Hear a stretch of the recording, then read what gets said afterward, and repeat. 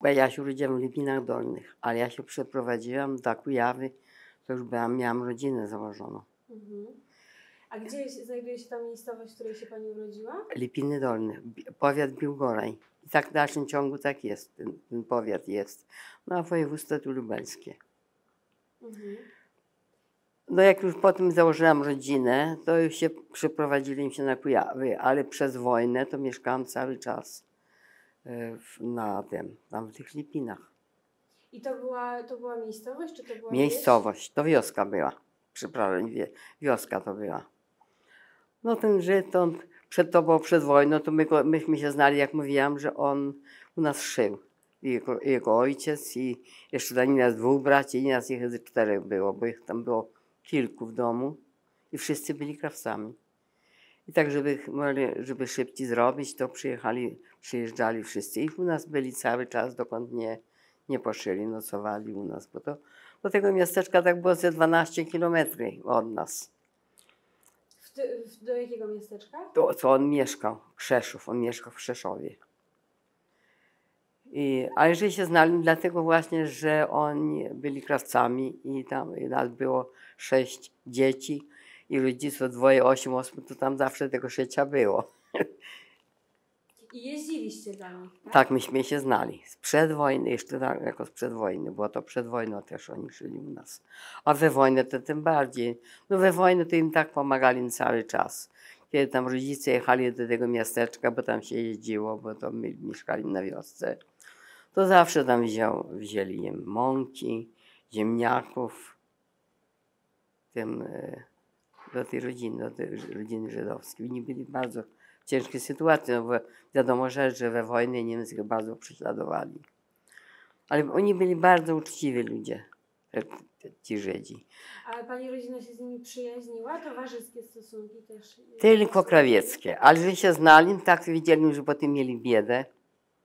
To tam, my mieli gospodarstwo dosyć duże, to ziemniaków nam nie brakowało, mąki też. Ojciec pojechał, to cały wóz wziął zboża, namielił to tam nieraz i 50 kilo i więcej, tam ile tak w worku tam się chciało nieść. Oni się bardzo cieszyli, bo jednak dostali to za darmo, bo tam ojciec nigdy od nich pieniędzy nie brał, bo oni tam kiedyś uszło to i zatoć. I tego. I Także się znali. To byli uczciwi ludzie, naprawdę byli uczciwi. A oni gdzie mieszkali? W Krzeszowie. Krzeszów. Ale czy to był dom? Czy to była Oni taki mieli biedny dom. Ja tak dokładnie sobie nie przypominam, bo tam specjalnie nie jeździłam do nich. Ja tam nie chodziłam ani do miary, bo oni, jak mówię, że oni przyjeżdżali do nas. Myśmy mieli maszyny przed wojną i we wojnę, całe wojnę, jak z początku, jak jeszcze im wolno było, to oni przyjeżdżali do nas. Mieliśmy takie duże maszyny i takie płaszcze tam dziewczynom, a chłopakom tam kurtki. Rodzice sobie też. Także oni wszystko nam szyli. A czy to była religijna rodzina? Żydów? No ja bym nie powiedziała, no nie wiem, jak u nas szyli we wojnę, im nie wolno było jeść kiełbasy. Ale on tak po kryjomu, to zawsze mówi ten Freud, że go spłosił gada. Tam po kryjomu, żeby ojciec nie widział, no się nie dziwię takim chłopakom, no byli młodzi jeszcze ludzie. A potem to cośmy mu dali, jak mieszkał u nas. Coś myśmy jedli, to i on tam nie powiedział, że tego nie i że tego nie wszystko. I na Wielkanoc jajka takie, to my święconkę żeśmy dawali, na gwiazdkę opłatek, dzielili się z nim opłatkiem, bardzo się cieszył, jak tam do niego. Zaprosiliśmy go na wieczór do domu i tak już wieczór, we wojnę, jak oni już to nie wolno tak było chodzić, to zawsze takie niby te godziny policyjne były, jakby tam jakiś szwab gdzieś zobaczył, że się chodzi w nocy, to zaraz dochodzenie, każdy się starał, żeby wieczór nie chodzić. To tak zaprosiliśmy go zawsze do domu, żeby posiedział. No i szył nam przeważnie, wszystko, takie stare rzeczy przerabiał. Czyli w tej rodzinie żydowskiej wszyscy ten zawód uprawiali? Tak, wszyscy krawcami. A jak duża była ta rodzina? Duża ich była, tam chyba tych chłopaków to musi było chyba ze 7 albo 6. 6 na pewno było i chyba 2 dziewuchy. Ja tych dziewuchów to nie pamiętam. Podobno jedna była taka jakaś trochę, miała tam jakiś garb czy coś. A ta, i nie żadnej. Te chłopaki, co do nas przychodzili, są na szyję, to już ich znam. A tak w domu, to ja tam specjalnie, jak rodzice jechali, to ja tam mieszam z nimi. To oni, jak już jechałam z nimi, to oni jechali na pogadanki do tej rodziny. Ale byli bardzo grzeczni. A Bardzo w grzeczni. jakim wieku byli mniej więcej? No, e, różne były. Starsze, ten co był, ten u nas co przeżył, to był chyba trzecim dzieckiem, jak się nie mylę. I dwóch braci miał starszych. No i tak po kolei, tam 2 lata różnicy, rok różnicy. Tak jedno po drugim. Także było chyba 5 na pewno chłopaki było, a może nawet 6. A ich imiona pani pamięta? Nie. Tam się wołali, nieraz tam i mama wołała tam ich po imieniu, ale tak nie przywiązałam wagi. No jak wojna się zaczęła, to ja miałam 10 lat. To już taką dziewczynką byłam, ale tak się nimi się nie interesowałam. No, zawołał mnie do przemiarki, to przymierzył i ja w dalszym ciągu leciałam tam gdzieś. A pamięta pani jakieś ubrania, które pani uszyli? Tak, tak. No, przez całą wojnę. Pruliśmy takie stare żakiety i się wyprało. No tak jak nowe. To sąsiadka. Kto pani tak ładnie nie pani, tylko mnie. Kto mówi, on tak ładnie szyje. A tam taki był krawiec, ale to ze 30 kilometrów od nas w mieście Biłgoraj był. To on tam mieszkał. To opłaci wam się jechać? No no się opłaci. Nikt nie wiedział, aż przy końcu już tam taka sąsiadka zauważyła go. Bo na przykład on tak po prostu prosił, żeby coś by mógł pomóc. Na przykład jak wywozili im siano w lecie, to tylko pozwalali z wozów siano, a on tam popodgarniał. To w czasie wojny. To już, jak się już ukrywał, już był w ukryciu. A jeszcze chciałabym zapytać o czasy przed wojną. A czy pamięta pani, w jakim języku się porozumiewała ta rodzina? Nie, normalnie po polsku rozmawiali. Tam oni między sobą może porozmawiali po żydowsku, ale tak z nami to normalnie po polsku rozmawiali. Tam nie zauważyłby, czy to Żyd. A czy rodzina miała kontakty także z innymi żydowskimi rodzinami? Jego rodzina? Pani rodzina? Nasza rodzina nie. Bo u nas na naszej wiosce były tam jeszcze inne rodziny, ale się prowadzali do takich bogatych ludzi, taki ośrodek. To ja pamiętam takie fajne Żydzi byli, bo takie fajne bułki piekła ta Żydówka. Taka czysta była, naprawdę były Żydzi. Niektórzy byli bardzo czyści, ale niektórzy to takie były brudasy, że szkoda mówić, brzydziło się, one były czyste. I tam powywozili wszystko do tego ośrodka, do tego gospodarza. A co to był za ośrodek? To przed wojną ja nie mam pojęcia. To jakiś majątek był. No kiedyś Potocki, tam jakiś pan był tam, no nie mam pojęcia. To już taka historia, że ja w tym się nie uczyłam, tylko znam tych ludzi, tego co to oni tam przybywali. Myśmy nie wiedzieli, że oni przybywali. No i ten dziad ich wywiózł do lasu, tam jakiś przyszedł bandzior i wszystkich je zestrzelił. 7 osób, 5 rodzina była, bo to było 3 dzieci i ich 2 i takiego nauczyciela mieli ze sobą. To było 8. No dobrze. Czyli oni się przenieśli do tego majątku już w czasie Byli, wojny? jak uciekali, jak ich chcieli zabijać, to oni tam do niego się przynieśli. Widziały im się, że tam tyle majątku dali, że niech przytrzyma. A jakby może biedne byli, to może by ich przytrzymał. A że dużo było majątku, I to wasi sąsiedzi byli? nie byli sąsiedzi, ale myśmy się znali bardzo dobrze. A ta rodzina czym się zajmowała? No mieli dużo ziemi mieli. To właśnie ten gość wykupił ten ośrodek i mieli dużo ziemi. Oni tam zawsze najmowali ludzi. Tam ludzie dosyć dużo do nich ludzi chodziło do roboty. Do kopania ziemniaków, żniwa, do koszenia, bo kiedyś tylko kosami cieli. To oni najmowali ludzi. Myśmy się znali z nimi, tam naprawdę był dobrym kolegą z moim tatą, ale czego on tak zrobił i co on tam miał w tej głowie, to się w głowie nie mieści. A to było na faktach, że on ich kazał zabrać, tam ukrywał się taki bandzior i on tam widać go wynajął i i zabił ich. Tam niedaleko taki lasek był, do tego lasku wyprowadził ich. Ale to były bardzo fajne Żydzi, takie, bo to byli mieszkali niedaleko nas. Tak mówię, że oni tam tak mogli się ukrywać, bo tam były bardzo duże budynki, tam potem był magazyn na zboże. Tam mieli się gdzie ukrywać, bo to był taki ośrodek, tak, że dookoła nie było tak sąsiadów jak u nas. U nas to tak, jak do tamtych ściany to już był sąsiad. Ten płotek, no 12 metry było tego gospodarstwa jednego. Nasze miało 24, bo mieli drugie tyle więcej ziemi. Tak u nas było bardzo ścisłe, tak jeden koło drugiego mieszkał. A czy ten bandzior, o którym pani mówi, to kto to był? On zginął, to on,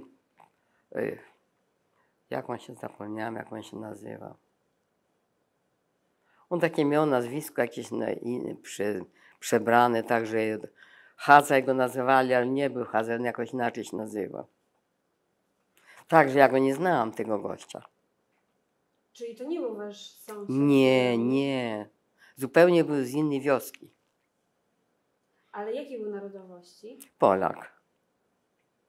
Polaki też byli różni. Sąsiad złapał 2 Żydówki na polu i prowadził, bo dostanie kilogram za Żydówkę, za Żyda, czy nie chodzi Żydówka, cukru od sołtysa i zaprowadził. No tak te Żydówki prosiły, żeby ich puścił, a on ich nie puścił, czemu obydwie i zaprowadził do sołtysa. To trzeba mieć sumienie. A skąd pani zna takie historie? Te historie, bo tam zaraz są, bo to był nasz 3. sąsiad, 4. A sąsiadka widziała, bo ja nie widziałam, przepraszam bardzo, ale ta sąsiadka opowiada, tam wyzywała go bardzo, że jak on mógł prowadzić takie młode dziewczyny. Niby tam, oni i tak by zginęli, bo tam nie mieli szans takie młode. Bo tak, nie wiem, czy tam ktoś by, jakby trafił do dobrej rodziny, to może by się akurat przybył. Na przykład jak przyszły do nas, to na pewno moja mama by ich tam przyjęła i by może i przysiedziały. Czyli w okolicznych lasach ukrywali się Żydzi? No ten, co do nas przyszedł, ten Freud, to on właśnie uciekł. Jak strzelali, bo to w tym Krzeszowie, tam były takie częściowo takie góry były i tam oni mieli wykopany już dół, sobie wykopali. I strzelali i w ten dół walili. Tam nie wiem, ile tam było, coś nawet około 500 czy jakoś, bo dosyć dużo tam było tych Żydów, bo to nie były same krzeszowskie, tylko zganiane były i z okolicznych wiosek. I on właśnie, między innymi, udało mu się ucieknąć. I on miał ubranie ładne, miał takie, to nie wiem jak to teraz mówić, kiedyś takie rajtki, buty oficerki, takie młodzież tak chodziła, to było bardzo ładne ubranie, on miał dobrego materiału. No i jak był poszedł do tego lasu, nie był może taki, żeby naprawdę umiał się obchodzić, to trzeba w lesie, to też trzeba być bystrym. A on widać do tego nie miał zdolności, to trzeba być naprawdę bystrym, żeby się tam utrzymać. Był gdzieś 2 tygodnie, czy ile się pokręcił tam po tym lesie, ale nie mógł znaleźć znajomości, żeby się gdzieś tam dołączyć. No i sobie pomyślał, że on przyjdzie do nas. I przyszedł w nocy, to było już w październiku. Śnieg taki był już na ziemi, było zimno. On przyszedł boso, w skarpetkach tylko był i tylko na biało był ubrany. Kalesony miał koszulę. A jakieś złodzieje po drodze go zabrali wszystko. No ale nawet nie kaszlał, potem ja się dziwiłam, że ani kaszlał nie miał niczego. No mama mu dała już całe ubranie tam z ojca jakieś i potem on sobie sam uszył, bo tam takie koce takie były różne.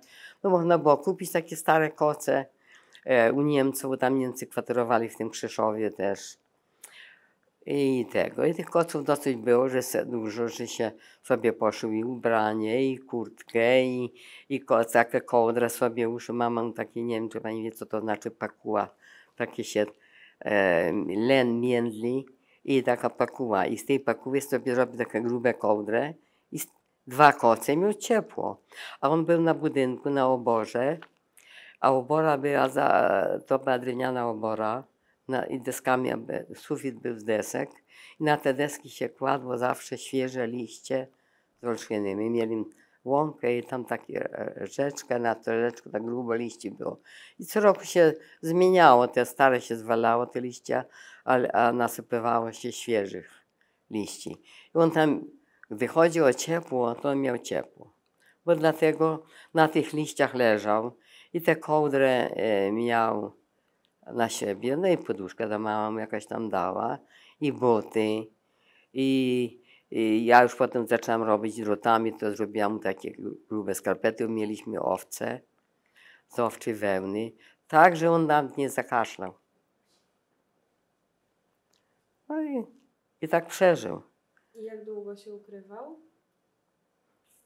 Chyba ze 2 lata to było, musi tak dokładnie, naprawdę nie przypomina mi się, ale to chyba było ze 2 lata. 2 zimy na pewno. A 2 zimy na pewno i już potem po tej drugiej zimie to już wyszedł na wolność. To już nie pamiętam, czy to Sowieci przyszli, chyba tak. Tak, że wyszedł na wolność, ale jak już wyszedł na wolność, to nie był długo u nas. Teraz tam się skontaktował, tam w tym Krzeszowie, tam jakiś kolega, jego też się tam gdzieś przeżył. No i zaraz się tam dowiedział, miał cioteczną siostrę w Łodzi, która miała fabrykę i potem tę fabrykę odzyskała prawdopodobnie. No i był w Katowicach, kogoś tam też miał. No z Katowic się dostał do Francji czy gdzieś, ale że zawsze do nas pisał listy. I no jakoś potem miał tego wuja w Ameryce i pojechał do Ameryki. I utrzymywaliśmy kontakty, no tam paczki nam przesyłał, no to po wojnie to były takie wszędzie pustki, nie można było nic kupić. On tam takie firany, takie ładne przysłał, tak dużo takich rzeczy. Przepraszam, padł mi mikrofon. Mieliśmy dużo pasiekę, a tam było na okolicy. Jeszcze chwileczkę. Aha. Jeszcze, dobrze, już proszę. Mieliśmy pasiekę, a Niemcy, bardzo takie gospodarze, co mieli pasiekę, to uważali. My mieliśmy duże gospodarstwo, tak, budynków takich za bardzo nie było, bo to ojciec dostał do swojego ojca, tak już w późnym wieku. No dopiero miał zamiar, no że wojna była, to nie mógł tam wiele we wojnie coś robić. Ale także u nas było naprawdę gospodarstwo, tak, było ładnie ogrodzone i Niemcy nas szanowali za to. U nas Niemcy przyjeżdżali i nawet jak wojsko szło, to u nas tam zawsze oficery zawsze przybywali w domu. I to u nas 2 dni kwaterowali, tak wojsko niemieckie. I Żyd był na budynku, a w tam budynku taka była stodółka, to tam się wchodziło na tę górę, co ten Żyd mieszkał tam. Tam jedno nogę wystawić, tam takie schodki były i wyszedł, ale tam nikt nigdy nie poszedł. Na tym podłodze spali, a na tę górę nikt nie szedł, żeby tego Żyda. A on nic nie był schowany, kiedy by nie było wyjść do niego, to on zawsze był na wierzchu. Czyli ci Niemcy spali w tym samym budynku, co... Nocowali, jak wojsko szło. W tym budynku spali Niemcy, co Żyd na górę, a oni na dole. I nie zakaszlał. Jakby zakaszlał, to by się... Też może by się za któregoś zainteresował, kto tam jest. On tam też miał trochę strachu. Całe podwórze Niemców, u nas było podwórze duże i było 2 stogi, tak z boku jeszcze, a tam ludzie, kto nie mieli małe gospodarstwo, to tam każdy miał w stodole to siano, a u nas było 2 stogi, bo nie było takiej dużej stodoły, a mieliśmy dużo łąki, to te stogi stały na zewnątrz. No to wojsko niemieckie się rozciągali nasze siano tam na okolice, ciągnęli. I na podwórzu rozciągali sobie siano, bo to latem było. I spali. Niemców było pełno i no naprawdę chyba go Bozia trzymał. To mama nieraz mówiła, że jego chyba Bozia trzyma, że tam jak to wojsko stało, to takie no my tam cuchywali, czy go tam nie ściągnął z tej góry. Ale jakoś mu się udało. A czy zdarzały się jakieś niebezpieczne sytuacje? No takie się zdarzały. Mieli nasze wioskę wysiedlać i ojciec mu mówi, że no musisz gdzieś iść na jakąś inną wioskę, bo jak wysiadł, to z nami nie pojedziesz, bo ani dowodu, niczego nie miał. A przecież mu nie można było wyrobić dowodu. To on tym sobie wyszedł, ale jakoś tam wyszła jakaś wiadomość, żeby się cofnęli, nie wysiedlali nasze wioski. No i na wieczór przyszedł. On poszedł w dzień, a na wieczór przyszedł. Kolację jeszcze chciały, nie poszedł do nikogo, się bał.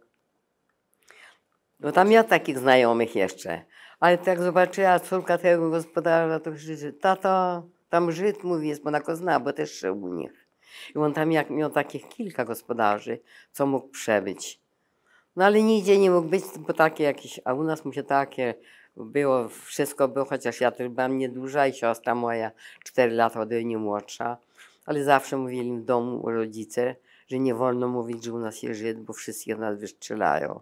I to miała siostra, bo ja już byłam starsza, to już trochę była mądrzejsza.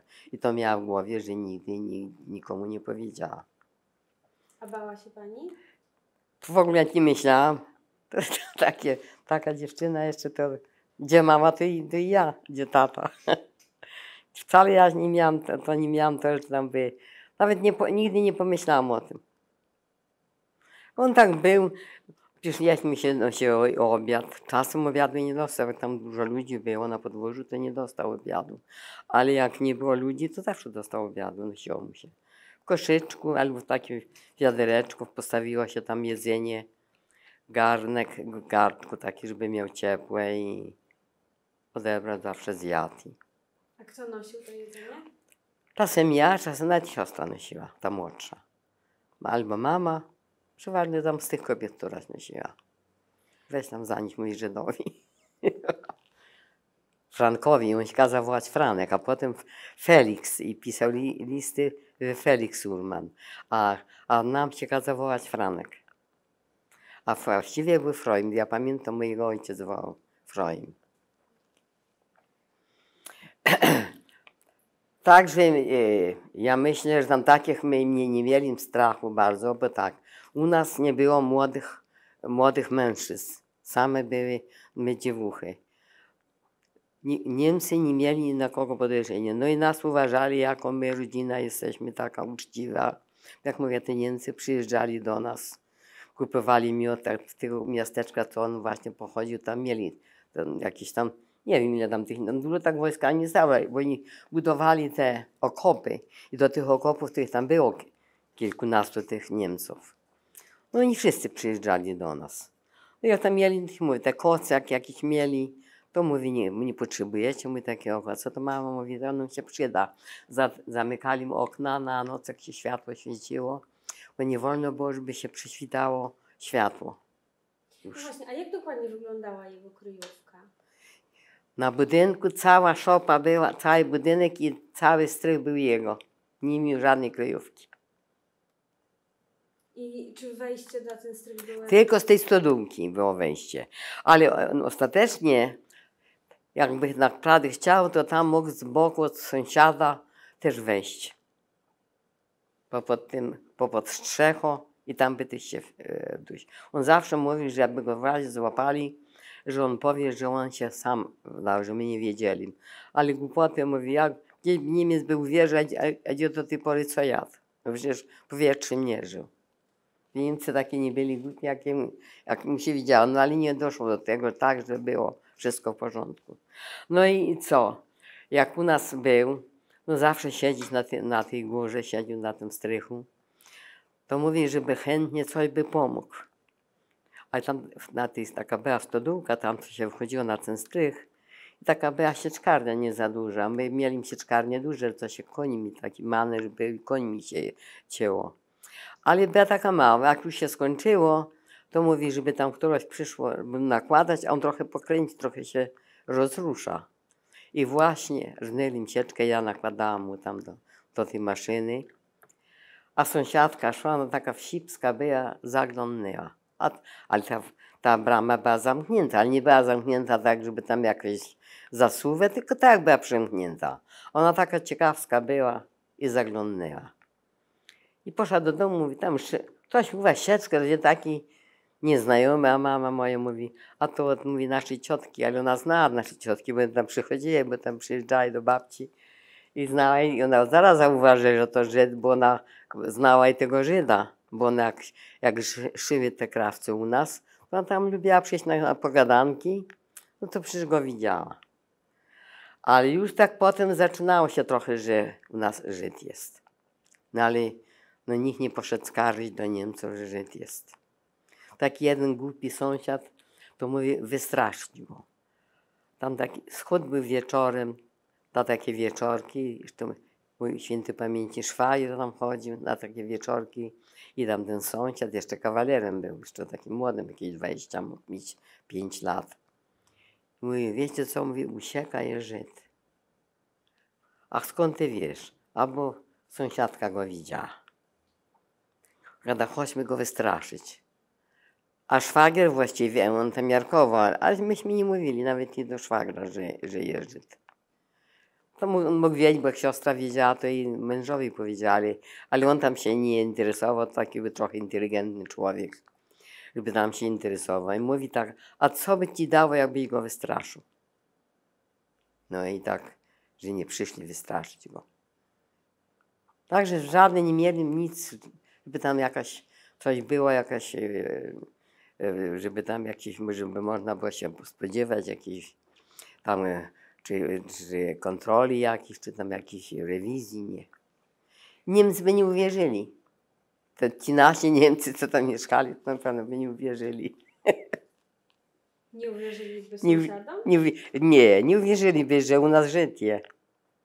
Dlaczego by nie uwierzyli? No bo wiem, się widziało, żeby się bali trzymać Żyda, bo wiedział, mój ojciec tak nie był taki bojący, bo on tam też był przed wojną, był instruktorem pszczelarskim, tak trochę po zebraniach jeździł, ale ja wiem, czy oni tam by nie chcieli wiedzieć, że u nas Żyd. Na pewno ci Niemcy by nie szli szukać. Chyba by jakieś tam hitlerowcy i inni, ale takie fajne ludzie by naprawdę. Takie tam przynosili różne rzeczy, przywozili, takie zamiana była, bo nas brali mleko, takie 10 kany, i to na siadłę sobie robili, a nam przywozili to ryż, to takie fajne mąkę, to budyń, nawet przed wojną to ja nie pamiętam, żeby taki budyń tam ktoś widział na wsi. Nawet z początku my nie wiedzieli, jak on mówi, jak się gotuje, bo to kucharz przyjeżdżał. Tak, my mieli dobry kontakt z Niemcami. Ojciec mój po niemiecku też umiał, bo był w tamte wojny w Niemczech w niewoli. To po niemiecku też dobrze umiał mówić. Tak, tam dobrze, przepraszam, bo tak mówię, bo tam dobrze nie umiał, ale porozumie się z każdym Niemcem.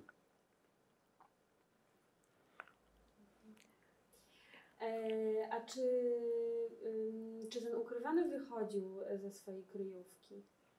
Często. Bo wspomniała Pani o tym jednym razie, ale czy...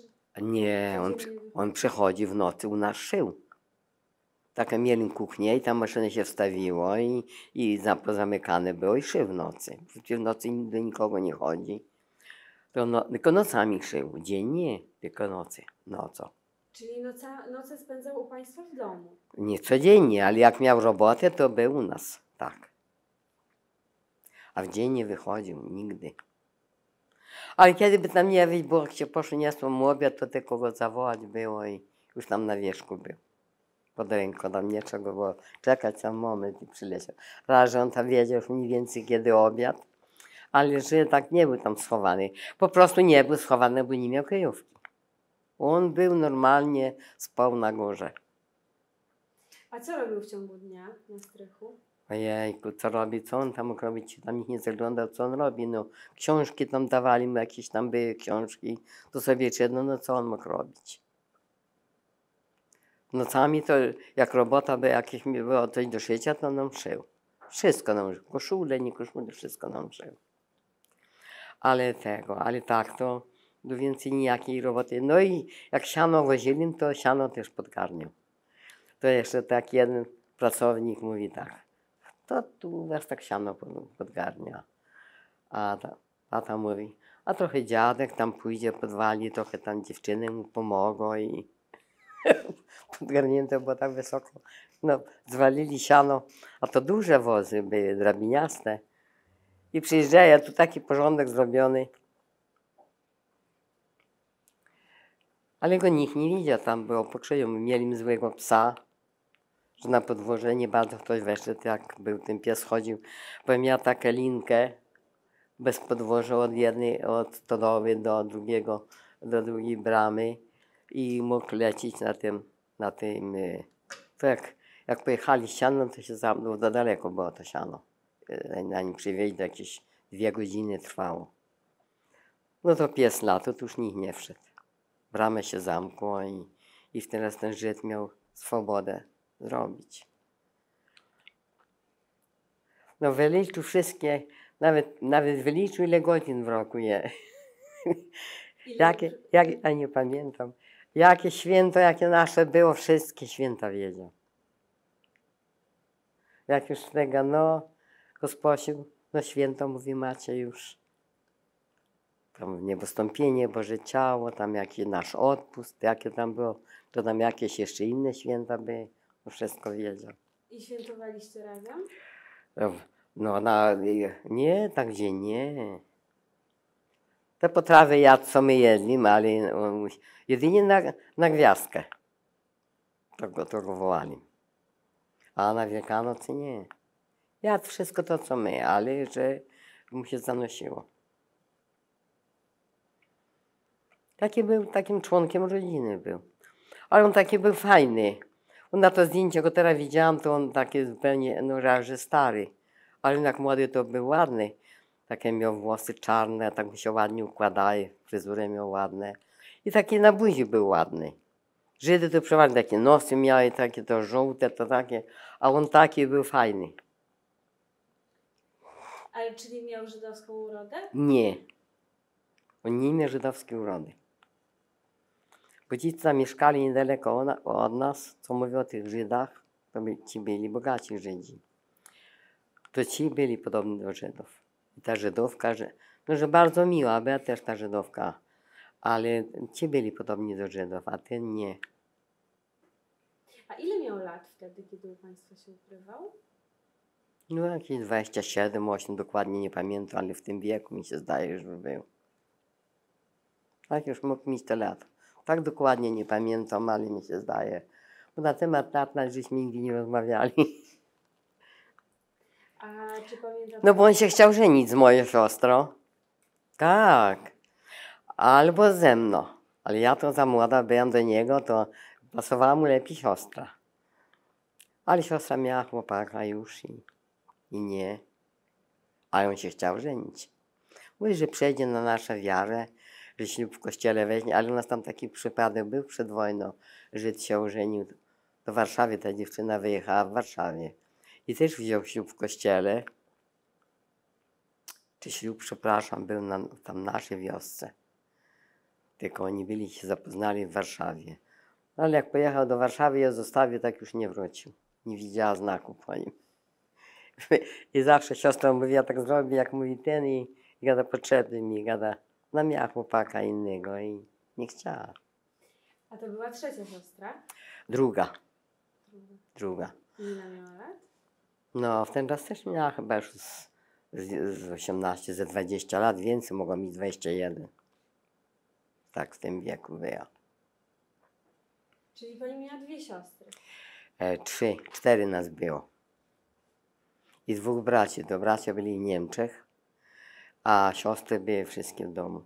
Najstarsza wyszła za mąż, a my 3 jeszcze się zostaliśmy. No i potem ta siostra też wyszła za mąż, została mi się tylko we 2 z tą młodsza siostra. To co tam, bo te już te 2 starsze zmarły.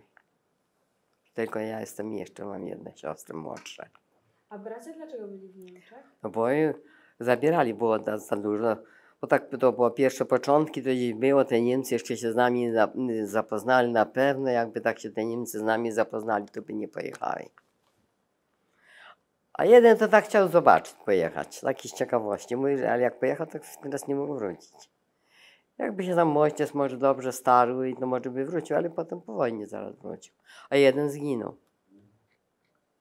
Czyli oni wyjechali przed wojną, czy Nie. na początku wojny? Jak brali do Niemiec, to były takie, no przecież łapali, uciekali, ludzie uciekali, potem chowali się po rozmaitych dziurach, to jest tam szukali, bo to strażaki łapali tych takich młodych i co nie chcieli jechać. Ale dostawali kartę, nie wiem kto tę kartę, sołtys, no sołtys przynosił, ale kto tam tę kartę wyznaczył, to na pewno sołtys. Bo to tak, ile u kogo ludzi było, to tak, widziało im się, że u nas tyle ludzi jest, to może mogą pojechać. Pierwszy ten jeden, a potem pojechał ten drugi. Ten jeden zginął, bombardowanie było, to jeden zginął, a ten jeden wrócił, a już też zmarł.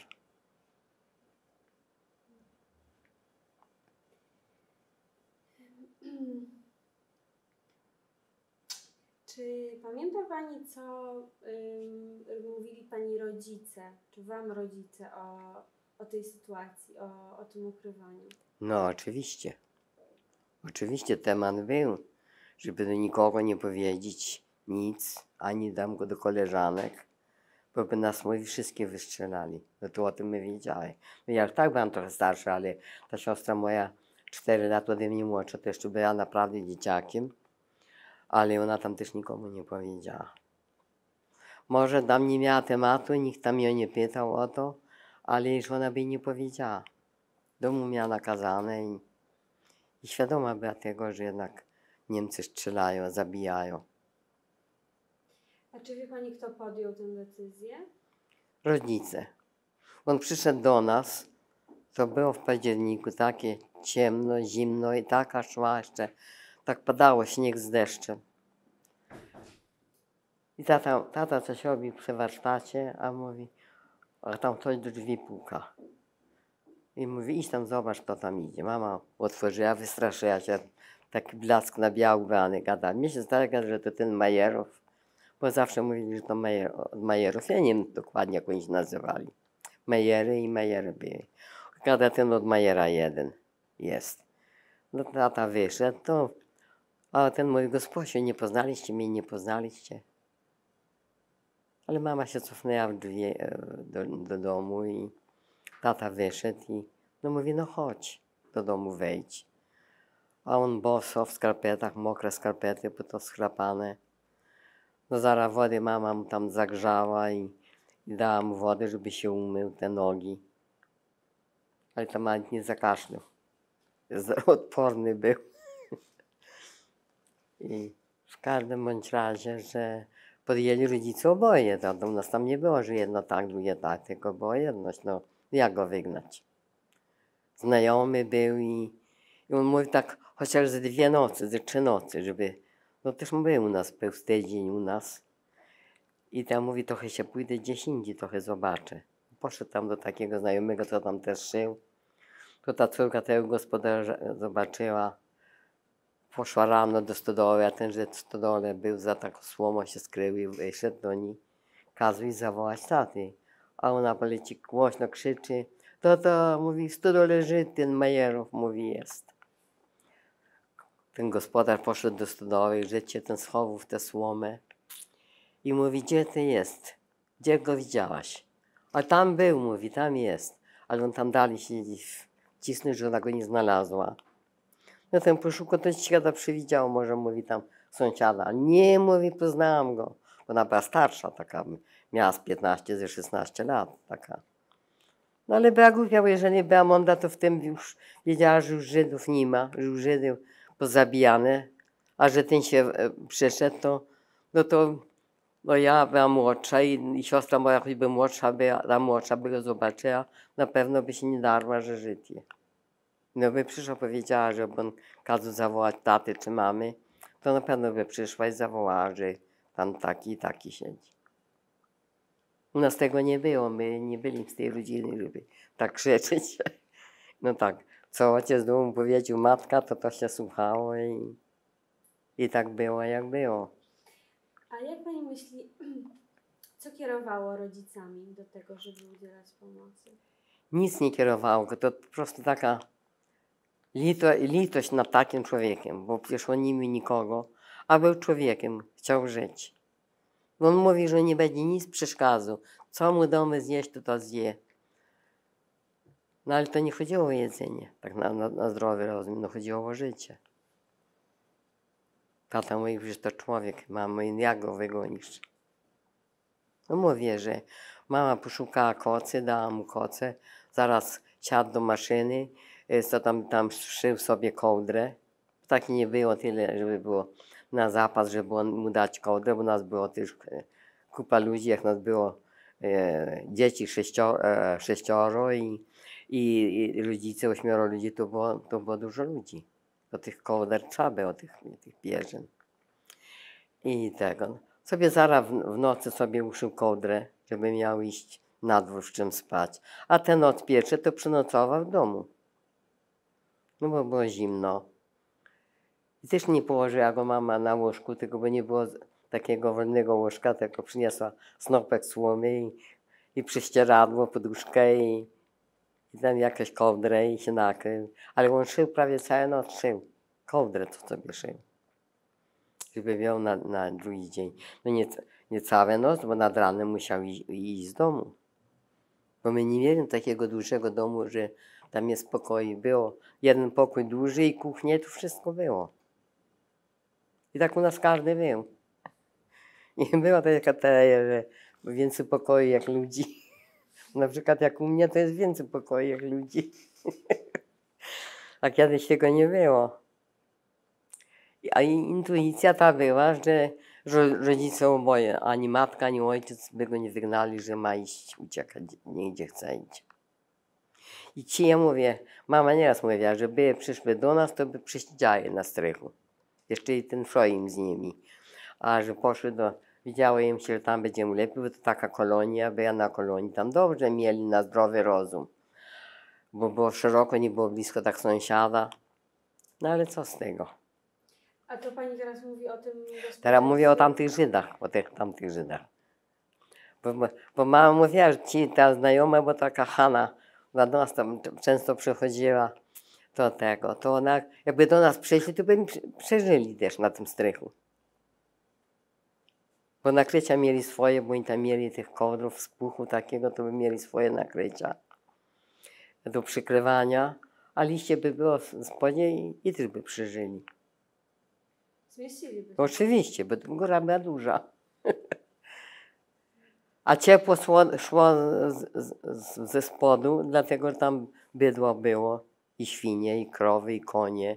Także cały budynek był zagospodarowany i było ciepło. Czyli Niemcy nie kazali państwu oddawać krów i koni? Kazali. Był kontyngent tak zwany. I tam było wyznaczone, to sołtys wyznaczał, ile ma się dać i każdy wydawał zboże i mięso, i mleko, i wszystko się oddawało. To tak zwany kontyngent był. No ale jak ktoś gospodarzył dobrze, to miał dla państwa i dla tych Niemców i dla siebie było. A kto nie mógł tak, miał dużo dzieci, nie umiał dobrze gospodarzyć, bo po prostu, no tak było jak było, no była biedota tam u nas. To ciężko mieli ci ludzie. No on tam dobrze, źle nie było, bo mieli dużo ziemi. Ojciec na pole prawie w żniwa nie szedł, bo ludzie chcieli, bo tak, pierw ten chciał zboża na chleb, ten chciał ziemniaków, żeby mu pożyczyć, bo nie ma na zupę. No potem przychodzili odrabiać. Nie za pieniądze, tylko odrabiać. A przed wojną gospodarz, chłop kosił zboże cały dzień za złoty 50. A ta, co wiązała za nim, to złotówkę zarobiła. I to była ciężka praca. Ja też wiązałam. Zboże, jak tak na przykład, jak u nas było zawsze zboże dobre, bo my od nas, a ja tam takie głupoty opowiadam, to mi to może nie potrzebnie.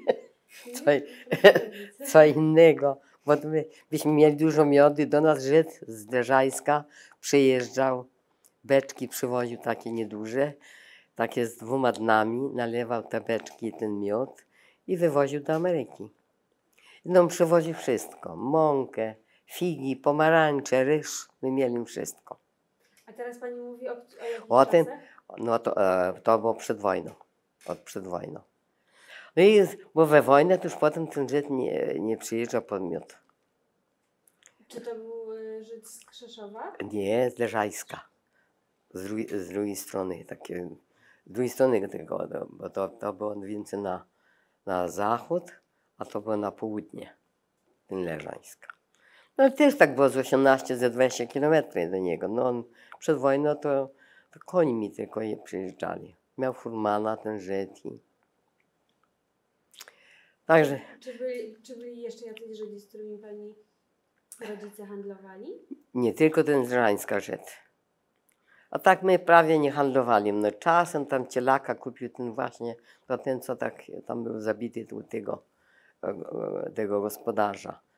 No bo nikt cielaki skupowali, a my mieli tak 4-5 krów, to się cieleło, to wszystkiego się nie trzymało.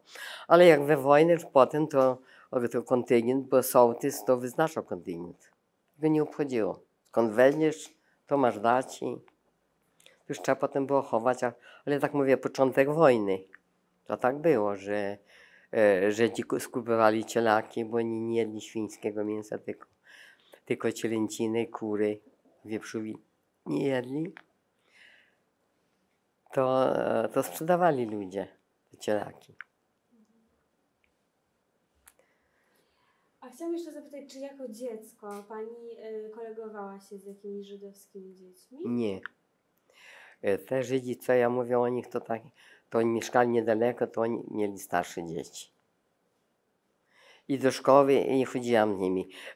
Tam z drugiego końca wioski, tam tylko taka żydowska rodzina, mieli chyba 12 dzieci, ci Żydzi. Ale to akurat ze mną żaden Żyd nie chodził do szkoły. A jako dziecko zorientowała się pani w tradycjach żydowskich? Czy rodzice coś o tym mówili, albo... No jakie święta mają, to mama tam wiedziała i zawsze jakie święta mają, to zawsze mówiła, to ten czas deszcz je, jak kuczki jakieś mieli w październiku, że te żydowskie święta to zawsze pada. To gada już teraz będzie padać, bo żydowskie święta. A tak to nie. A co rodzice mówili o Żydach? Moi rodzice za taką polityką się nie bawili, przede wszystkim. Drugie, jak mówię, ani matka, ani ojciec nigdy nie był datem, żeby tam kogoś zabić, żeby komuś krzywdę zrobić. To tam na pewno nie. Ojciec tylko złodziei nie lubił. Przed wojną miał dubeltówkę i krótki taki miał ten, bo mieli pasiekę i złodzieje w nocy przychodzili, wyciągali ramki. A jak ramkę wyciągnie, to pszczoły już ten ul zginie. Ale potem ojciec wybudował taki duży spichrz i na zimę znosili te pszczoły. No to złodziei nie lubią. Jego złodzieje nie lubili. On zawsze jak jechał, tylko jak jechał, to musiał mieć pistolet, bo tam przed wojną rowerów to tam można było policzyć na palcach. Taka wiocha była duża, ale tam rowerów nie mieli. Ojciec mój miał, bo było stać na rower. Ojciec miał przed wojną i samochód, ale miał tego kierowcę do rozwożenia miodu. A Żyd potem mi powiedział, po co mówi, ty masz rozwozić, trzymać kierowcę i opłacać i samochód i paliwo, wszystko. Mówi, ja przyjadę, wszystkim miód zabierę. Dobry ojciec miał, nie był tam z cukru, tylko był miód dobry i Żyd potem wszystkim miód zabierał. Ponad tonę miodu, bo więcej jak ponad tonę miodu było u nas. Takie beki duże były miodu. Tak, my mieli przed wojną dobrze i we wojnie nie mieli tyle źle, bo dlatego, że jak mówię, Niemcy do nas przyjeżdżali po miód i Niemcy takie gospodarzy traktowali dobrze. I drugie, że u nas takie było ogrodzone podwórko, że kura nie wyszła. Bo się spaliło przed wojną pół wiochy u nas taki dużej. Już potem nie dawali się budować przy jednej drodze, tak jeden koło drugiego, tylko tak. Jeden drugiemu musi oddać tam przy tej drodze, a ten drugi musiał mu oddać przy tym. To my nie musieli mieć czyjegoś, bo nam wystarczyło, bo po 24 metry szerokie. To już takie, ale jak 12 metrów, to jest naprawdę wąsko. Jeden na drugim siedział. Stodoły by tak zszyte jedna do drugiej, jak się zapaliło, to tam ratunku nie było. Paliło się jak. No tak się pół wioski spaliło, że doszczętnie. A kiedy się spaliło? Przed wojną.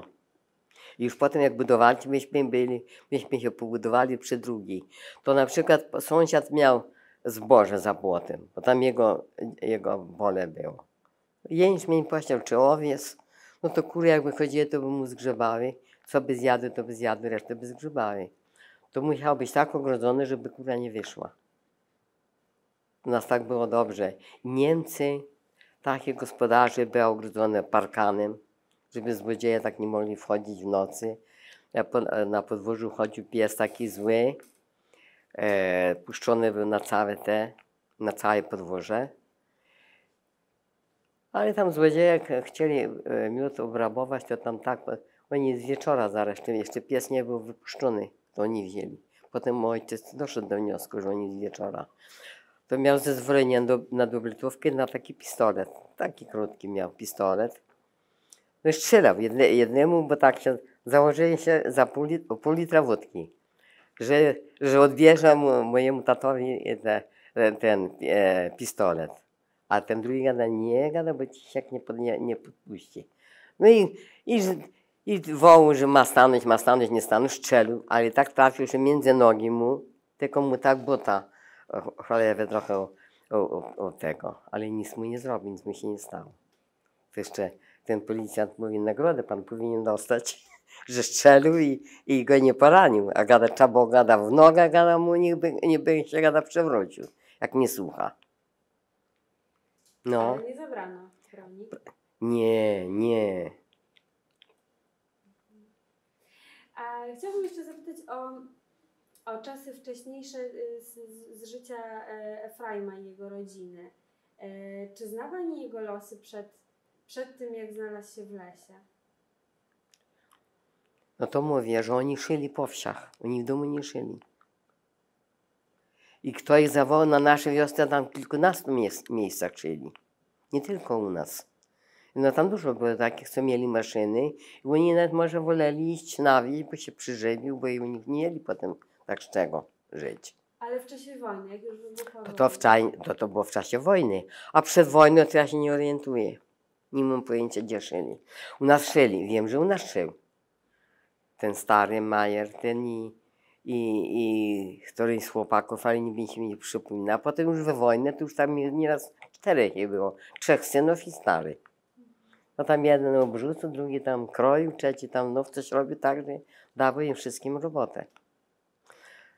A było jakieś getto? No właśnie, czy rodzina została, czy jego rodzina została przesiedlona do getta? Nie, oni tam w tym mieszkaniu mieszkali.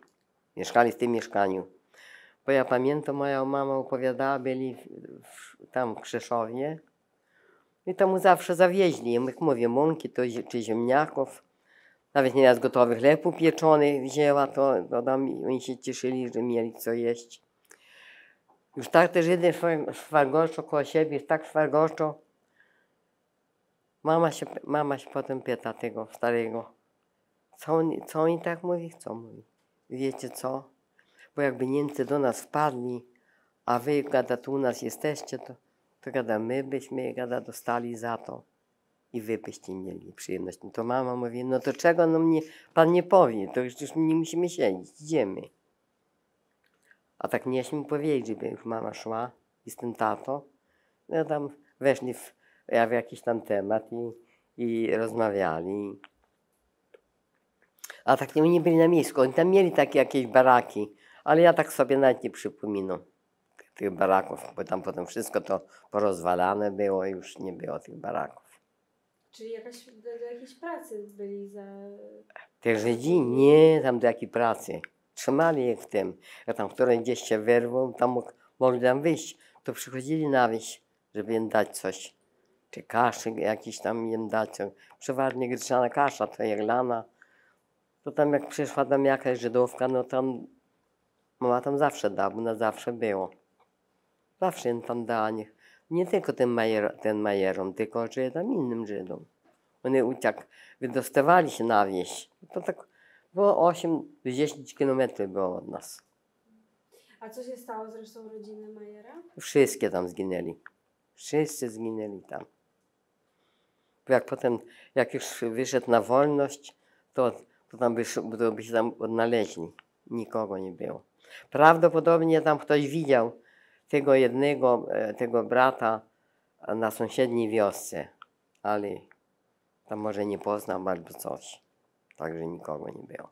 A wiadomo jak zginęli?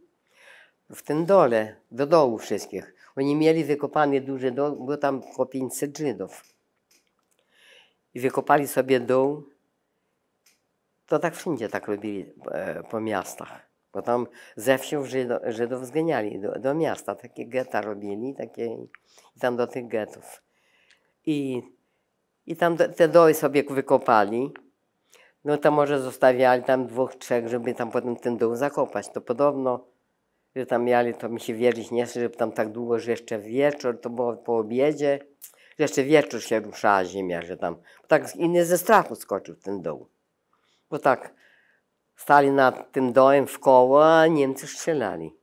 To tak, który był zabity, który nie zabity, z tym drugim wpadł w ten dół. Tragedia była. Oni we wszystkich miastach od razu nie zabijali. Bo moi rodzice byli w mieście w taki Tarnogród, miasto, no, z innej strony, na wschód więcej. To właśnie w ten czas tych Żydów zganiali. To te Żydy uciekali tak po ulicach. To tam takie mieli baty takie na tymi, i batem tymi gnali ich do tych.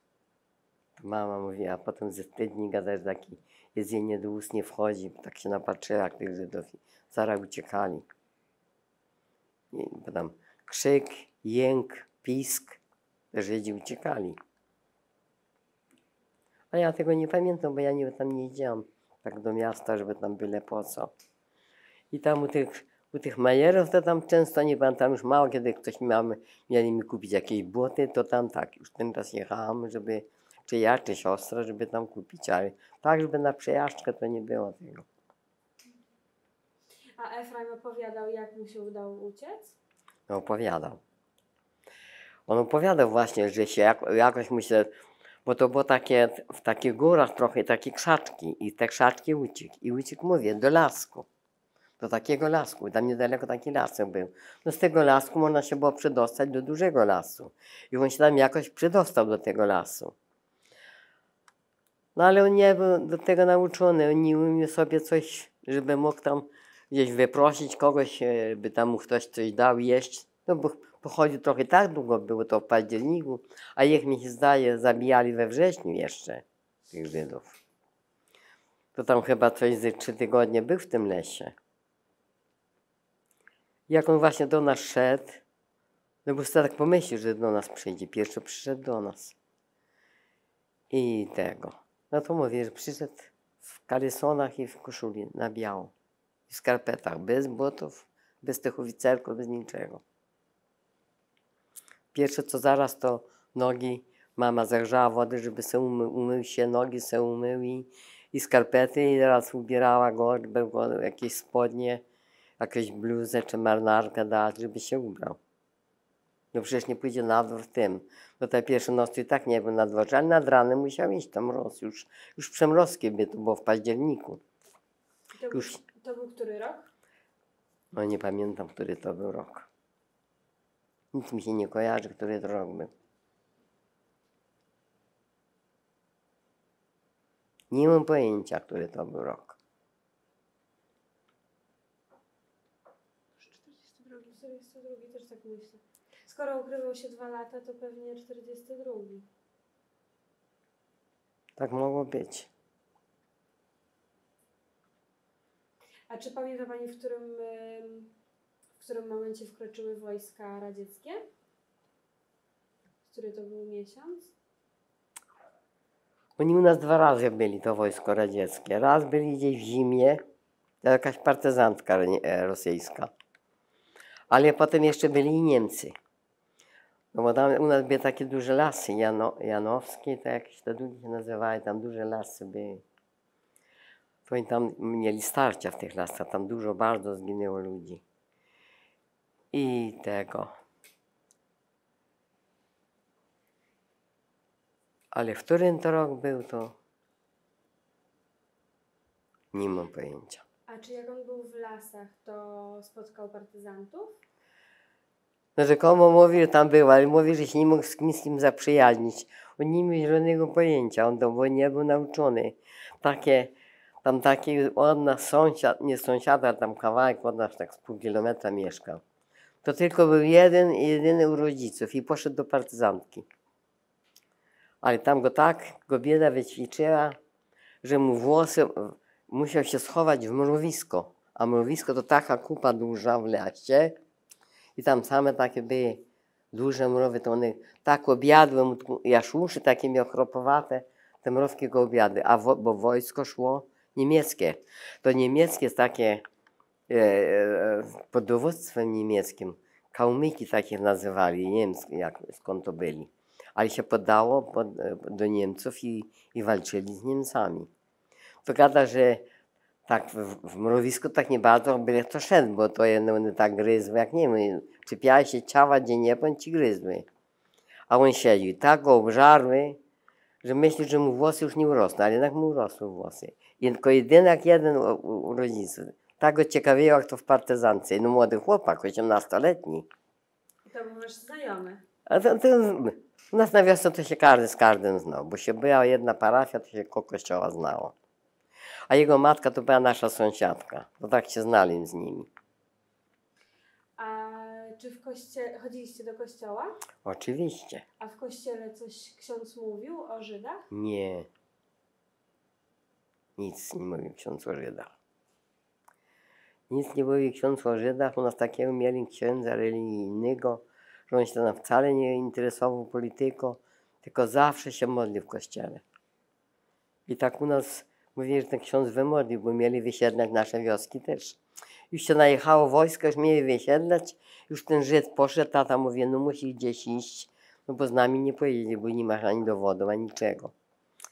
Ale do wieczora i przyszła wiadomość, że już nie, że nie będą wysiedlać. I wieczorem patrzymy, że już je. I kolację trzeba było mu dać, cały dzień nie jadł, mówi. Trzeba było mu dać kolację i... A czy pamięta pani moment pożegnania, kiedy on opuszczał kryjówkę już na dobre? No, to było takie pożegnanie dobre, bo tam u sąsiada była zabawa i on na tej zabawie był i sobie tam gdzieś wypił, tam widać sąsiad, bo on pieniędzy na pewno nie miał. Ale on nie był długo. Jak już była wolność, to zaraz wyjechał do tego Krzyszowa, skąd pochodził. Tam jakiś kolega mu się też otrzymał. Gdzieś tam przeżył, nie wiem gdzie. I zaraz wyjechali albo do Łodzi, albo do Katowic. I zawsze pisał listy. Jak gdzieś już wyjeżdżał, to już pisał list. Że tu i tu jedzie i zawsze pisał. Gdzie był, to pisał listy. No potem z tych Katowic to wyjechał, mi się zdaje, jeszcze był w Łodzi. W Łodzi i już potem z Łodzi to pojechał chyba do Francji, czy gdzieś tam, gdzieś pojechał, gdzieś stamtąd pisał list. A co pisał w tych listach? No, że tam spotkał znajomych i tam potem pisał, że się ożenił. Przysłał zdjęcie tej swojej żony. A o czasach wojny coś pisał? Nie. No pisał tylko jak tam przeżywa sobie i... A podczas tej zabawy, gdy się żegnali? No się cieszył się Żyd. O jak aż tańczył tam u tego sąsiada, bo tam taka potańcówka była. Tam jakiś na akordeonie grał i tam poszedł sobie, tam sobie wypił, bo tam widać mu ten sąsiad, tam kiedyś bimbę robili, tego bimbru. Przyszedł taki wesoły i mówi, że już wyjeżdża, już na wolności jest. A tańczył mówiła ta sąsiadka, aż pod sufit podskakiwał i cieszył się, że przeżył.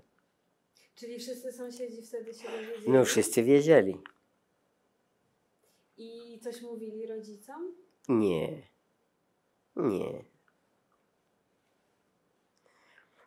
Wszyscy wiedzieli, że przeżył i kto tam blisko był, to wiedział, że on tam żadnego majątku, bo to był z biednej rodziny, żadnego majątku do nas nie przyniósł, żebyśmy go trzymali z majątku. Jeszcze jak się opowiadało, no i on opowiadał potem bo tam jeszcze parę dni był z tymi sąsiadami, jak przyszedł, jak go przywitali, jak się mama moja wystraszyła, bo na biało ubrany, rzeczywiście taka ciemna noc, a tu biała postać się gada, ale gada po głosie, poznałem, niby ten Majerów, mówi, jest, ale wyjdź, no tam mówi do niego. A on gada, Gosposie, nie poznaliście mnie? No nie. Ale mama go poznała. I przyszedł i, jak mówię, umył się, kolację zjadł i ubrał się, tam takie ciuchy ojca, zresztą zawsze mu tam podawał, a potem sobie przeszywał z lewej strony na prawej i był ładnie ubrany, bluzę taka sobie uszył. A myśleliście o tym, żeby sprzedawać te ubrania, które on szyje? Nie. Przecież no, on przerabiał to, na którego zawsze miarę brał, któremu tam przerabił. Na przykład miecz, taki żakiet przerobiłam sobie tam kiedyś ze siostry. To siostrze wszystkim nam szył. Co tam było, jakie stare, to my pruły, i wyprało się ładnie wyprasowało na lewą stronę i było jak nowe. Ładnie uszyte było. A czy rodzice rozmawiali z wami, z dziećmi po wojnie o tej sytuacji? Czy ten temat się pojawiał po wojnie? Po wojnie to już mało się rozmawiało. Dlatego tak, siostra wyszła za mąż, już się wyprowadziła. Ja wyszłam za mąż, już się też wyprowadziłem. I każdy poszedł w swoją stronę. Nikt tam nie został się. A czy pani opowiadała swoim dzieciom o tej historii? Oczywiście, że opowiadałam. No nie było mój syn. Nieraz się opowiadało, jak to było, ten Żyd, jak przeżył. Ale to tylko wiem, że ja tam się nie martwiłam, żeby tam w razie, bo ja uważałam Niemców za normalnych ludzi.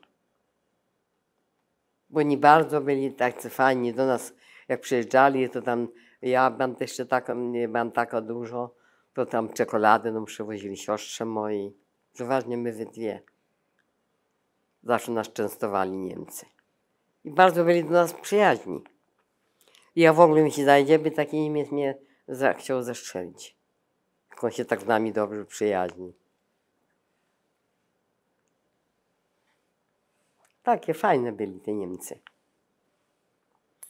Pamiętam, sołtys gnał na szalwark. Właściwie to tata by musiał iść, ale tata mówi, a idź tam, miałam już ten czas chyba ze 13 lat. Tam gada, coś będziesz robić. No i ty nie jesteśmy, co byś ty tu mówi robiła? Tam trzeba było czyścić te okopy. No, dosyć głębokie były. No, to prawie, żem przesiedziała, ale mi zapisał dniówkę i żem była na szalwarku, żem odrobiła. A czego ojciec nie przyszedł? No bo ma robotę. I mi kazał. Także my żyli z Niemcami dobrze. A kiedy, ponieważ została pani odznaczona, to znaczy rodzice zostali odznaczeni tytułem Sprawiedliwych wśród Narodów Świata bardzo niedawno, 13 Tak. maja tego roku była Tak. ceremonia. Jak rozumiem, odbyło się to odznaczenie na wniosek ocalonego. Kiedy on złożył swoją relację? Ojciec? Ocalony, Efraim. Nie mam pojęcia. Ja nawet nie wiedziałam, w ogóle nie myślałam nic. Bo relacja nam się zgubiła, jak przerwała się, myśmy wyjechali. Prawdopodobnie on pisał do nas. Ale nie miał dobrego adresu, gdzie my mieszkaliśmy. I tak się na tym się urwała, ja nawet w ogóle nie myślałam. I kiedy was odnalazł? To odnalazła prawdopodobnie ta siostra, co zmarła ostatnio. Tej Urszuli, ale pani nie zna tej Urszuli. Ta Dorota, to ja tam znała, tę Urszulę. Ona się tam starała o to. Ale to jest państwa rodzina? To jest siostra moja. Aha. Moja siostra. No ona właśnie, ja mówiłam, że on się żenić chciał z nią. I ona jego odnalazła? No. Ona go nie odnalazła, tylko tam gdzieś znalazła, to biuro odnalazła. Przecież ona z nim w ogóle nie miała kontaktu chyba. Czy oni pisali, ja już nawet nie mam pojęcia. Ja się potem nie kontaktowałam o tym Żydzie wcale i mnie nie interesowało. Ja się wcale nie kontaktowałam. Jak wyjechaliśmy tu na Kujawy, to ja się nie interesowałam tym. Miałam inne obowiązki, miałam inne kłopoty i tak, że mnie to nie interesowało. A co pani poczuła, gdy się dowiedziała, że rodzice będą odznaczeni? No się ucieszyłam, no przecież powinni być, no bo naprawdę ryzykowali życiem i 6 dziećmi. Bo oni nie byli sami, tylko byli jeszcze dzieci. To powinni, ale jeszcze moim zdaniem to oni jeszcze powinni dostać jakieś pieniądze ci rodzice, że go utrzymali. No ale państwo jest za biedne, a że ci Żydzi nie chcą, to im będą płacić. Na przykład ta Dorota, to ona ma swoje rodziny, przecież ona nie będzie wspomagać już. Owszem, prawda, cały czas przesyłał im, ojciec był chory, to przesyłał im lekarstwa, jakie recepty tylko wysłał. To ten Freud przesyłał mu, tatowi. A Dorota to jest córka. Tego Freuma, tego córka była. Ale ja tam nie znam. Kiedyś no, na zdjęciu, jak ją widziałam, to by niepodobna. Było to zdjęcie z niej. Ona jeszcze brata miała z 2 dziećmi. Ta Dorota była starsza, ten młodszy był tak, stał z boku. I tak, to zdjęcie widziałam, ale z tego zdjęcia bym Doroty nie poznała, bo to było mogła mieć ten czas ona ze 7 lat, a ten brat jej to tam może z 5. Tak w tym wieku byli. A gdzie oni się urodzili? Prawdopodobnie we Francji. I potem mnie tam ten wuja ściągnął do Ameryki i tam już się trzymali. A jak pani myśli, co by rodzice sądzili o tym odznaczeniu? Byliby zadowoleni? Pani, no każdy by się cieszy, no bo to jednak satysfakcja jest, że to się Żyd uczył, jednak, że nie, że przeżył ten Żyd, że mu się nic nie stało i nam się nic nie stało. Ale to dzięki u nas temu, że do nas przyjeżdżali Niemcy. I tak, i sąsiadów, no i jak mówię, że u nas tak byliśmy wychowani, że jak się w domu coś mówiło, że nie wolno było tego powtarzać do kogoś. Bo jeszcze zawsze matka mówiła, czy ojciec, że jakby znaleźli tego Żyda, to by nas wszystkich wystrzelali, bo to cały czas była mowa o tym, żeby Niemcy by wszystkich wystrzelali. Tam taka siostra też tam, ona może o tym pojęcia nie miała zielonego nawet, ale że u nas takie było, że jak ojciec, matka nie kazał nic mówić, to była tajemnica. To trzymali tajemnicę. I także że to wszystko było, się zostało, jak rodzice kazali. A czy by się cieszyli? No na pewno by się cieszyli. Matka moja zmarła, to miała 75 lat, już kilka lat temu. No właśnie, a kiedy rodzice zmarli? No ojciec zmarł w którym roku? Już będzie tak jak Andrzej. I nie mam pojęcia, kiedy to było. Andrzej od cioci. Ciocia w ciąży była. Ale w którym to roku była, już zapomniałam całkowicie. A Nie jak wiem. rodzice mieli na imię? Andrzej i Józefa. Ojcu było Andrzej, a matce Józefa. A siostry? Najmłodsza Hania, a ta, co teraz zmarła ostatnia, to Zosia, a najstarsza była Katarzyna i Kazik i Karol. Najmłodszy, nie najmłodszy, on nie był najmłodszy, on był starszy ode mnie 2 lata. To był Karol.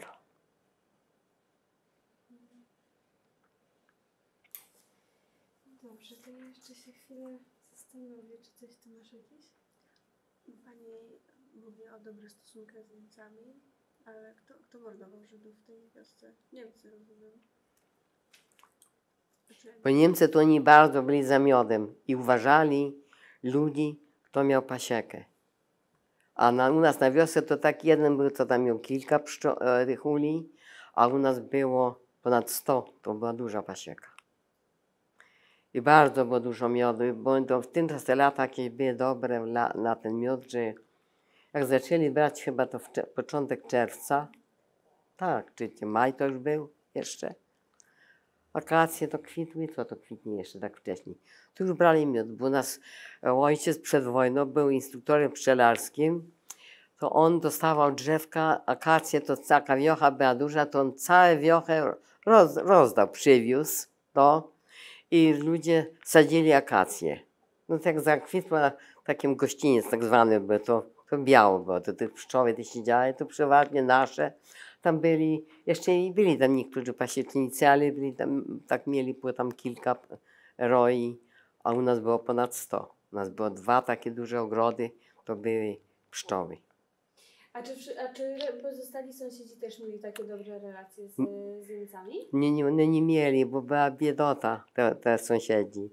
Niemcy lubili gospodarzy, a ja takich biednych, tam to już takie głupoty będę opowiadać, ale jakie chude krowie, to Niemiec przyjechało wojsko, takie samochód przyjechał za bydłem, takim młodym.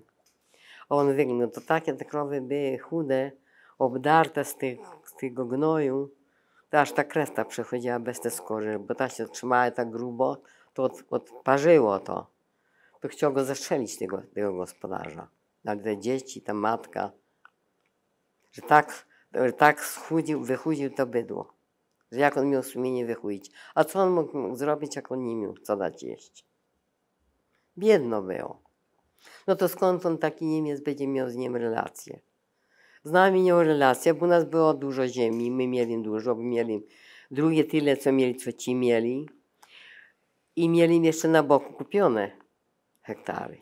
Także u nas było dużo ziemi. To mieli, u nas wszystko było. I ten Żyd jak przyjeżdżał, to nam przewoził tam takie paki, bo tam przywozili z Ameryki, przesuwali. Pomarańcze, cytryny, wszystko takie figi. Najlepiej mi wywijali dzieciaki te figi. Ryż. Mąkę nie trzeba do młyna jechać, on przywiózł nam worek, 2 worki mąki. Po co mówi? To mąka taka, nie wybieru Żyd, bo to niech on za darmo tego nie przywiózł, on se policzył. Ale że dzieciaki były, to my się cieszyli, że przywiózł. To no, tam wyjątkowo było dobrze. A rodzice co mówili o Niemcach? Nic na ten temat nie mówili, bo no mnie nie robili Niemcy nic, żadnej krzywdy. Jak niemieckie wojsko szło, to był miód taki rzadki, bo to się brało dopiero. To te Niemcy taką kolejkę ustawili, po jeden drugiemu nie wszedł pod nos, żeby tam po kolei menażki mieli i po kilogramie. Tam nieważne, no tak. Tata nie chciał nadbrać tych pieniędzy, co mu na tych marek, ale 2 marki pamiętam, jak gdzieś płacili za tę menażkę miodu. A ruskie wojsko jak przyszło, to mieli im ten miód taka, była duża taka, tutaj mówię spiżarnia, u nas mówili na to komora. I w tej komorze był ten miód. To wstąpili, w końcu tak się pchali, że tę beczkę przewrócili, tata im nalewał, a potem, jada co chce, ta serówka. I zbierali ich na robienie roboty, bo trzeba było to potem ścierać, zmywać, bo ten miód się rozlił. To tak z grubsza, taki był rzadki, ale jeszcze już gęstawy, bo to tam zbierali trochę. Nażarły się to. No Ruski to byli naprawdę świntuchy. No skąd mieć można mieć relacje, jak to byli ludzie nieuczciwi. Nie jest tu w kolejce jak te Szwaby. Szwaby to stały w kolejce, tam żadnemu nie wszedł pod nos. A to była taka hołota.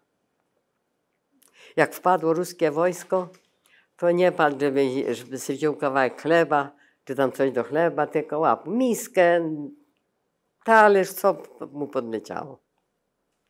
Bo takie też było, przechodziło przez naszą wioskę, takie wojska przechodziły. Dużo razy się to zdarzyło? Tak dużo razy nie, ale jak uciekali, a to niemieckie wojsko, to one jak szli na wschód, oni to szli chyba, tak, na wschód szli. To teraz naprawdę tyle tego, końmi jechali, przeważnie końmi. I samochody też ciężarowe, ale przeważnie końmi. Takie grube te konie mieli z tymi pod kopytami dużymi. No wieźli różne działa, to, tamto. I potem to wszystko wsiadło na wsi i mieszkali, ale oni mieli, Niemcy to byli kulturalni, oni mieli swojego kucharza, żeby ten kucharz im gotował, tam mieli, u sąsiada mieli kuchnię, rozpadali się z tą kuchnią, to. A drugi raz to jechało takie wojsko niemieckie, Niemcy jechali, to u nas oficery, bo mój tata umiał po niemiecku mówić, tak ten, co szuka tych żeby mieli gdzieś zalokować się, to tata zaczął rozmawiać z nim po niemiecku, a teraz to tu będą oficery. I było 3 oficerów, 1 kucharz, 4 ich było. To spali na naszych łóżkach. Myśmy spali na sianie, poszliśmy do tego, oni spali na tych łóżkach. No to ja, że mnie zamiatały, tak miałem, nie wiem, teraz ze 12, ze 13 lat. To leciałam chętnie, bo dostałam czekoladę od nich. No my mieli relacje od Niemców dobre. Nic tam nie mieli. Niemcy do nas nic nie mieli, bo u nas nie było młodych takich, żeby tam w partyzance ktoś był. Nie było takiego czegoś. I tego.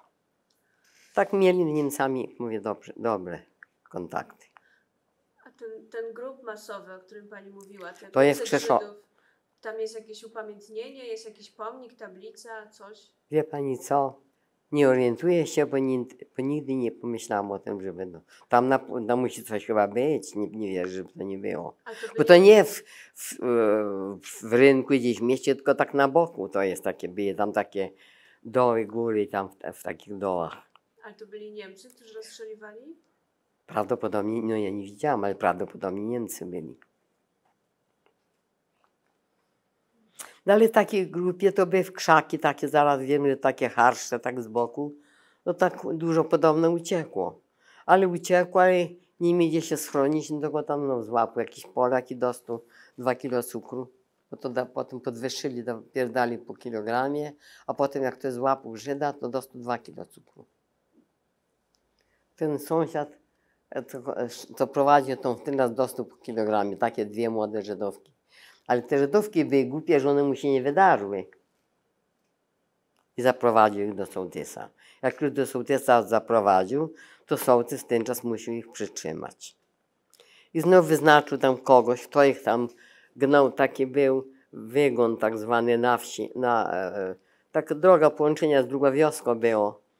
To na ten wygon i tam też zebrali tych Żydów kilku, bo tam nie tylko z jednej wioski, tylko więcej.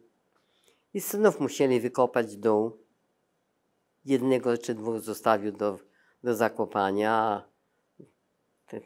Ci naprawdę to wykorzystywali tych Żydów, ale jak to mieć tak sumienie, to ja nie mam pojęcia. A kto ich zabija? To policja była. Prawdopodobnie, ja nie widziałam ani razu, tylko prawdopodobnie, ja nie wiem, bo ja nie widziałam tego. Bo to było na sąsiedniej wiosce, ten wygon i oni tam ich zganiali. Na ten wygon i tam sobie kopali doły i tam. Ale to tak mówili, ja nie widziałam, bo tam się raz, że mnie to nie, że takie coś to by mnie szło tak patrzeć, a drugie, że się nie interesowałam tym. A było więcej podobnych historii? Słyszała pani takie? O takich? No było.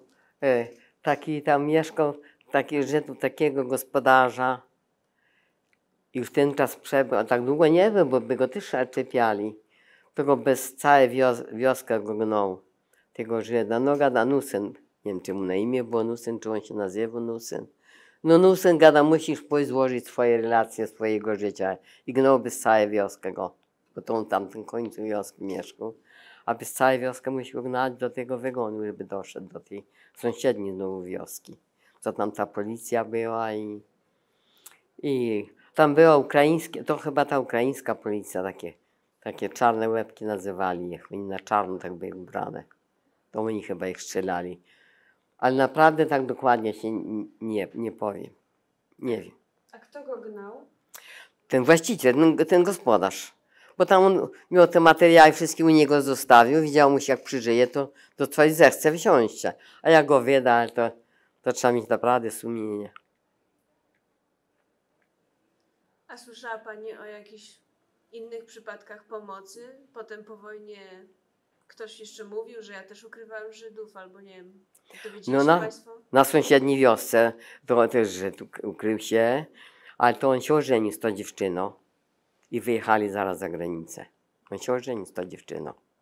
Z tą, która go ukrywała? Z tych, no, to nie ona, no rodzice ukrywali go, ale była taka dziewczyna i zakochali się widać oboje i wyjechali zaraz, tylko się tam skończyła wojna, czy co mogli jechać, to tam zaraz wyjechali. Nie był pewny ten Żyd, że może się utrzymać. A dlaczego? No bo nikt nie dowierzy, że to już taka wolność będzie. Kto przeżył wojnę, to było różnie na wojnę. No na sąsiedniej wioski Zara też taka żydowska rodzina była. I taka Żydówka ta była ładna, naprawdę była ładna. I sąsiad był taki, widać, że żył z nimi w zgodzie i wyrobił jej dowód, tej Żydówce. Pojechała do Niemiec i przeżyła w Niemczech, miała dowód. I w tym czasie, nie wiem, jeszcze mu się przeżyła jedna gdzieś na tych Lewkach. To na sąsiedniej zaraz wiosce. No ale to oni, te Żydzi żyli, to tam ich pozabierali ich do Ameryki, oni powyjeżdżali. Tam była biedna wioska, całe te rodziny, które tam zostały. Te siostry i tutaj była żonata, zaraz mieszkała koło mojej siostry, to te właśnie też ożenił się chłopak z tą dziewczyną z tych, co oni tam przechowali tych Żydów. No i nie przechowali tych Żydów, no im wyrabia im te dowody. Miał możliwości w gminie wyrobić dowody. No to ci powyjeżdżali do Ameryki. A co się stało z ich domami? U tego jednego to został brat. Był jeszcze nie żonaty, bo dwóch chłopaków było. Tutaj tylko moje siostry mieszkali. A na tych Lewkach to tam była biedna wioska, taka była tam piaski takie były. No nie wiem, kto tam wziął te ziemię. W każdym bądź razie. Prawdopodobnie mówiła taka kuzynka, ona tam teraz się mieszka w Bydgoszczy i przeprowadziła, na lato wyjeżdża, bo to ona pochodzi z tej wioski, że wróciła tam jakaś. Bo tam ich było kilkoro dzieci. Też tam było chyba jest 7, tych na pewno było. Ja tam ze czworo to ich znam, tych starszych. Ale tam byli jeszcze i młodsi tacy byli. No ale ten właśnie ich ojciec wyrabiał im te dowody. Ale ta Żydówka to taka ładna była, ja ją znam, no śliczna była. Włosy miała takie puszyste, ładne i buzie takie miała ładne, no była bardzo ładna. I tego. No to tam by nikt nie powiedział, że tam Żydówka. Bo Żydzi to trochę niektórzy byli. Byli tacy rudzi, biegaci, ale nie wszystkie. Na przykład te Majery, ja tej matki, to ja mi się ona nie przypomina, małej, tego Froima, tę matkę. No tych braci to znam, 4, bo oni tam do nas przyjeżdżali. A tych rodziców, ten stary, tak mi się też, bym go nie przypomniała. Jak zobaczyłam na zdjęciu tego, to był kiedyś zupełnie inny. Tak jakieś głowa mu się tak wydłużyła, on tak nie był. Nie wiem, co się z człowieka zrobi. Na starość każdy się zmieni, nogi pokoślawieją i... No dobrze, czy Pani jeszcze, coś jeszcze może ważnego, jakieś wątki, które Pan, uzupełnienia?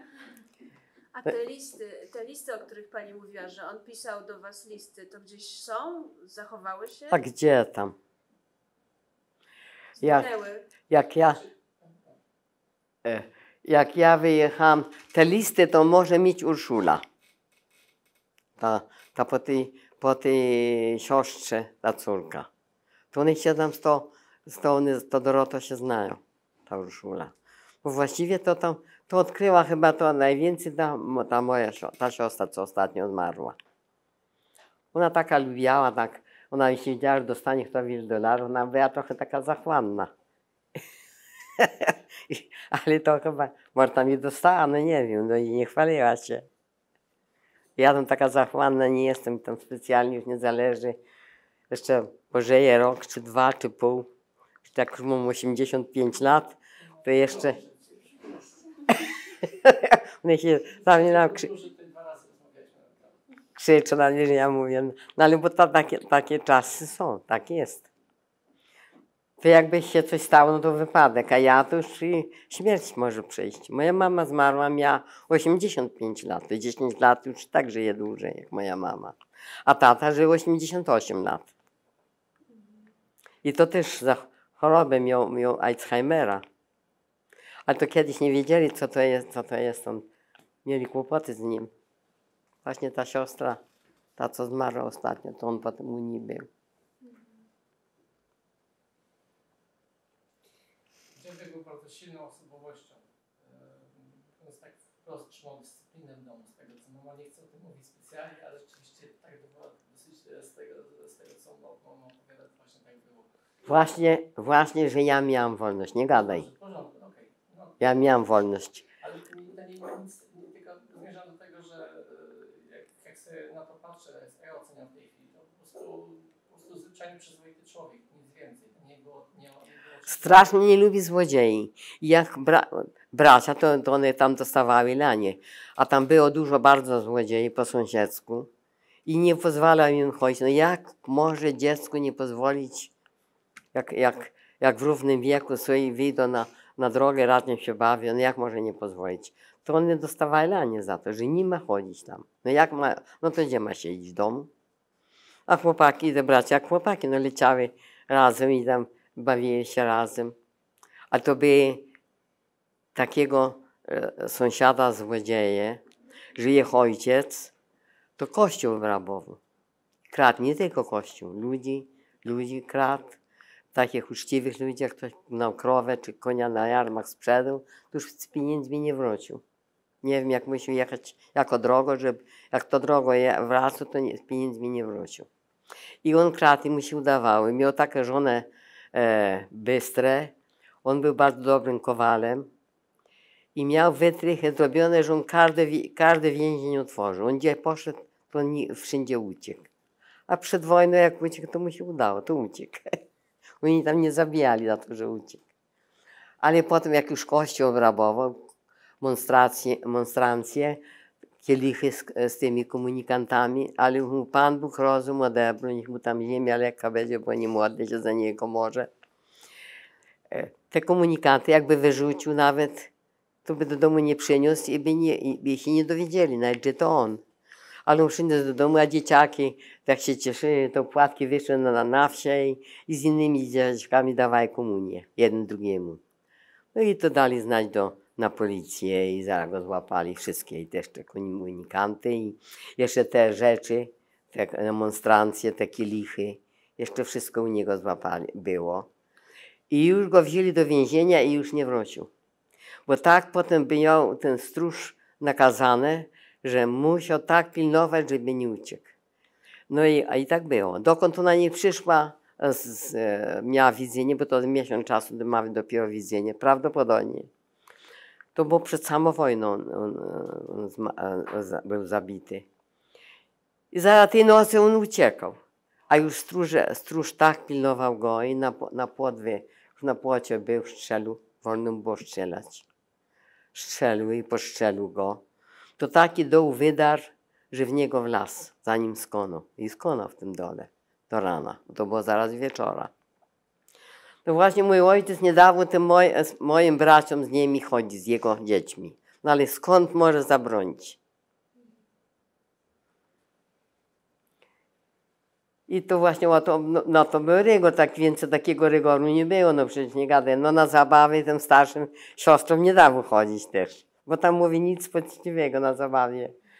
Ale potem już my ze siostrą z tą młodszą, to my chodzili, nie mów mnie, że no nie. Tak nie było, żeby taka wolność była, ale już tak nie było, jak kiedyś było. Dlatego był taki rygor. Ale tak, to był uczciwym człowiekiem i jednak potem był w tym, Jezu, to robili wyznaczali, jak to nazywałem się, zapomniałem jak to, bo co wyznaczali ludziom, żeby tam na szalwach jeździli i żeby oddawali kontyngent. Zapomniałem jak nazywali ich.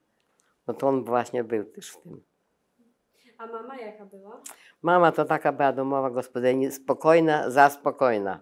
Bo ja już taka bym nie była spokojna jak moja mama. Ja nieraz mamie mówiła, że jak ona to mogła tak być. Mama była bardzo spokojna. Miała dużo dzieci. Miała 10 dzieci, 4 jej zmarło. No to co mogła narobić? Kiedyś przed wojną to tak nie było jak teraz. Tam jeszcze tutaj w tych stronach, na Kujawach, tutaj to jeszcze trochę mają do gadania kobiety. A tam u nas to kobieta tak jak w Rosji. Ruski jechali do młyna, to brali kobiety do noszenia worków.